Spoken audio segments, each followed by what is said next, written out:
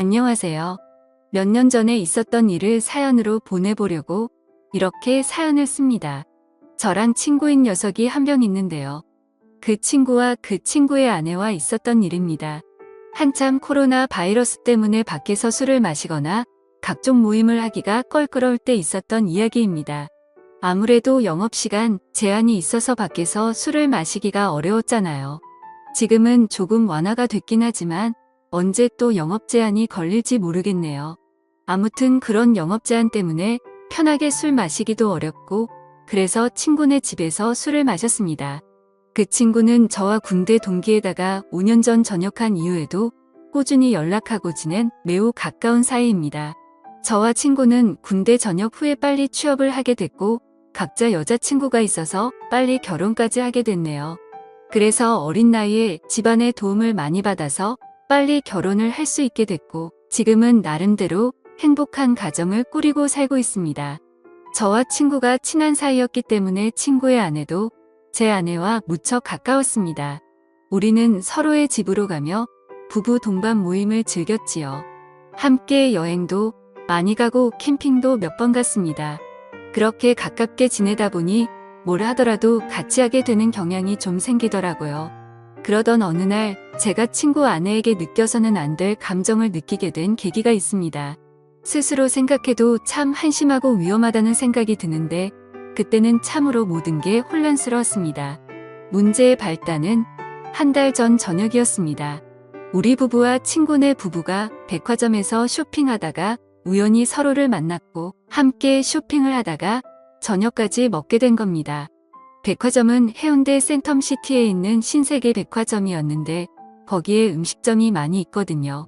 워낙에 백화점이 크다 보니 쇼핑하는 데에만 엄청난 시간이 걸렸고 발도 아프고 해서 따로 어디 가지 않고 백화점 안에 있는 식당가에서 함께 저녁을 먹으며 여러 대화를 이어갔습니다.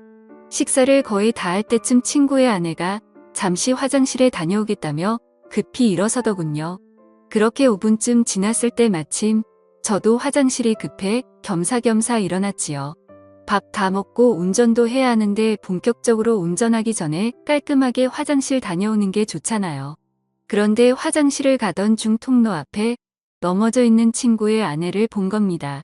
저는 화들짝 놀라서 친구의 아내에게 달려가 왜 그러냐고 물어봤는데 여기 청소를 해서 그런지 바닥이 너무 미끄러워서 넘어졌다고 하더라고요.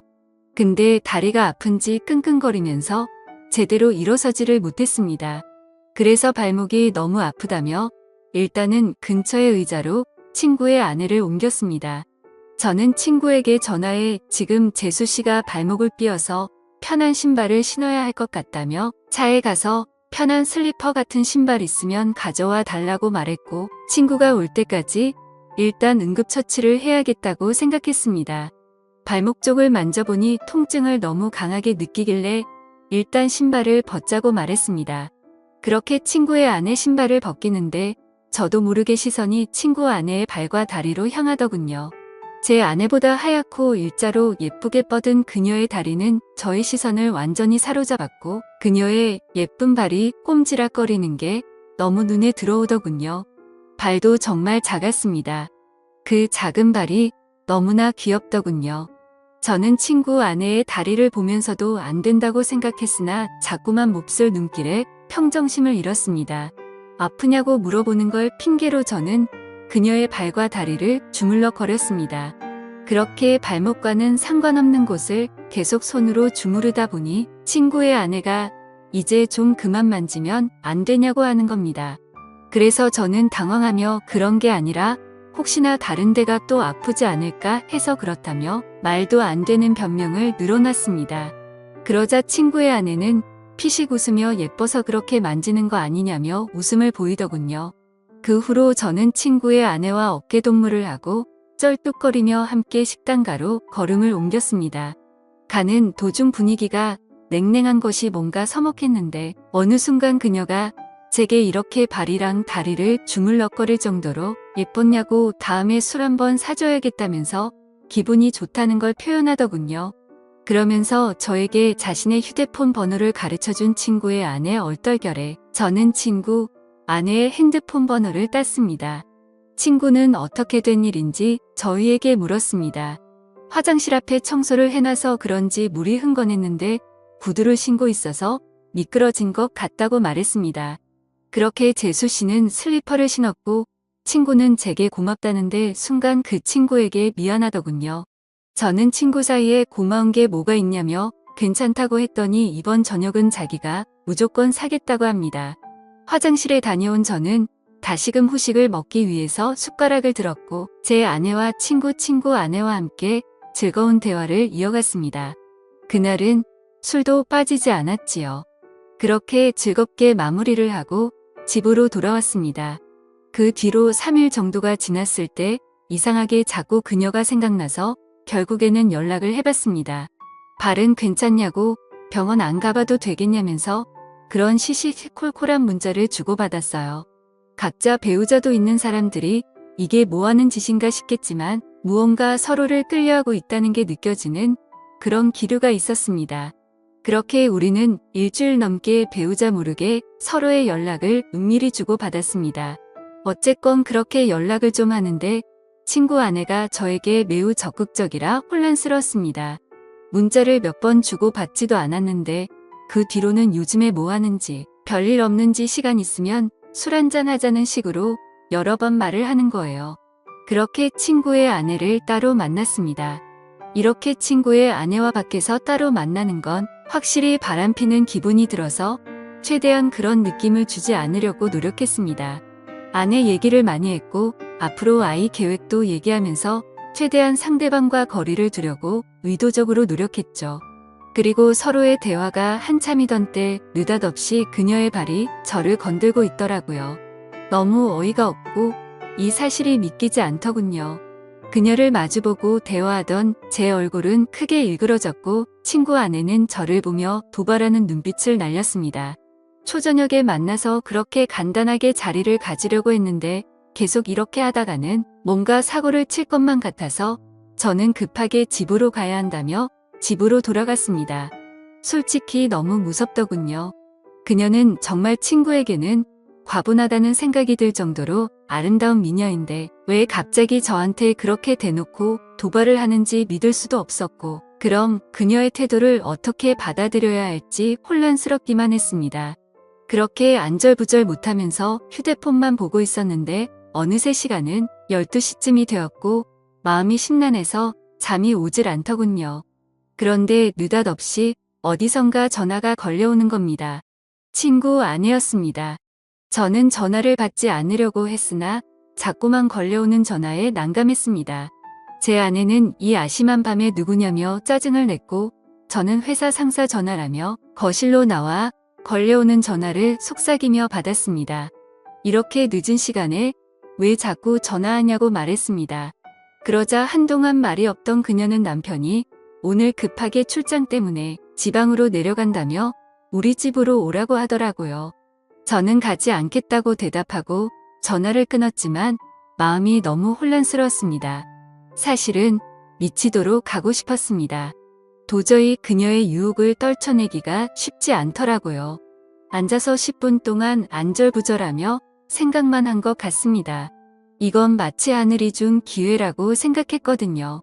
아직 혈기왕성한 어린 나이에 한 명이라도 더 경험하는 것이 하늘이 나에게 준 축복이 아닐까 하는 생각이 들었습니다. 결국 도저히 그 유혹을 떨쳐버릴 수 없었습니다.